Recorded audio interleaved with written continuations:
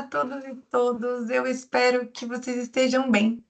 Aqui é a professora Maria Lígia e nesse vídeo a gente vai conversar um pouquinho sobre a atividade mapa de, de temas contemporâneos em ciência política, né? Nós vamos conversar um pouquinho sobre esses tópicos e na atividade mapa nós vamos falar sobre candidaturas coletivas.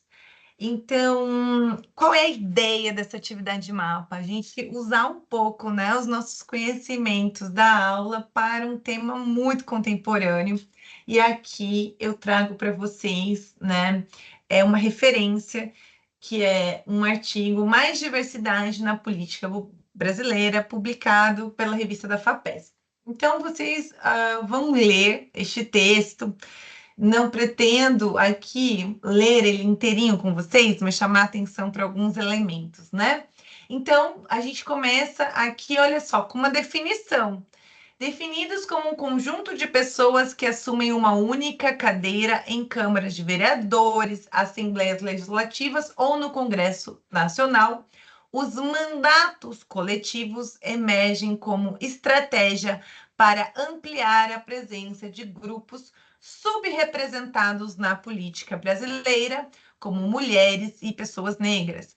Pesquisa realizada pela cientista política Débora Rezende de Almeida, da Universidade de Brasília, revela que a quantidade de candidaturas coletivas e compartilhadas no país aumentou de 2 em eleições realizadas em 94 e 98 para 542. Então, a gente está diante aqui de um novo fenômeno na política brasileira, né? E aí nós vamos ler um pouquinho sobre essa pesquisa, né, da professora Débora Rezende, que fala um pouco, né, sobre essas candidaturas, o levantamento feito. Então, assim, é muito importante que vocês leiam, né, esse texto. Então, assim, ó, o levantamento indica, por exemplo, que nas eleições de 2020 e 2022, entre as candidaturas coletivas, mulheres brancas foram maioria dentre as postulantes ao cargo de vereador em comparação aos homens brancos. Além disso, entre as candidaturas coletivas, o estudo mostra que o número de mulheres pretas para os cargos de deputado estadual, federal e vereador superou o de homens pretos. Então, a gente está vendo aqui, né, uma questão da presença de mulheres, né? Ah, olha só, aí aqui a gente começa a observar, né, um outro elemento, ó. Conforme a definição da pesquisadora, um modelo compartilhado, compreendido como um mecanismo de democracia participativa, teve sua primeira experiência em 94, né? E aí tem uma questão. Ele prevê que candidatos eleitos individualmente criem espaços e mecanismos de consulta à sociedade em processos de elaboração e votação de projetos de lei. Nessas situações, o parlamentar abre canais na internet, organiza rodas de conversa, né? E aí ela está dizendo, ó, é um modelo diferente das candidaturas coletivas, formadas desde a campanha por um grupo de pessoas, chamadas de co-vereadores ou co-deputadas. Então, veja, a gente está aqui falando de diferentes construções colaborativas dentro da política representativa. Então, a gente tem o que é política representativa, né? A eleição. A gente tem, quando a gente elege alguém, a gente está agindo, né, dentro da democracia representativa. Dentro disso, né, tem se construído elementos mais participativos.